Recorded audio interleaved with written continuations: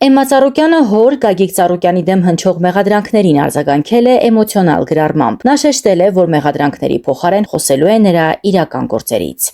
Այսօր ես չեմ ուզում խոսել մեղադրանքների մասին, ես ուզում եմ խոսել հորս գործերի մասին։ Ես Գագիկ Ծառուկյանի աղջիկն եմ, ով իր ամբողջ կյանքում տեսել է ոչ թե վերնագրեր, այլ հորս գործերը։ Տեսել եմ, թե ինչպես է ամեն օր ստեղծում, կառուցում, օգնում, հավատ ներշնչում մարդկանց։ Ես տեսել եմ այն հազարավոր երեխաներին, որոնց համար սպորտը դարձավ կյանք։ Ես տեսել եմ այն ընտանիքներին, որոնց դուռը բացվել է նրա օգնությամբ։ Ես տեսել եմ այն մարդկանց, ովքեր երեկ շնորհակալություն էին հայտնում, իսկ այսօր լռում են։ Ես տեսել եմ այն մարդկանց, ովքեր կյանքի կռիվ էին տալիս հիվանդանոցներում գումար չունենալու պատճառով, եւ հայրս օգնել է։ Հորս թողած հետքը հնարավոր չէ ջնջել։ Այն ապրում է մարզադահլիճներում, հաղթանակների պատվո-հարթակներում, կառուցված շենքերում, մարդկանց աղոթքներում, եկեղեցիներում։ Այն ապրում է նույնիսկ այն մարդկանց կյանքերում, ովքեր այսօր որոշել են լռել։ Մարդուն կարելի է զրկել ազատությունից, կարելի է փորձել վերցնել պաշտոնը, հնարավորությունները, բայց ոչ ոք չի կարող խլել նրա ստեղծածը եւ անունը։ Ոչ ոք չի կարող քանդել այն բարությունը,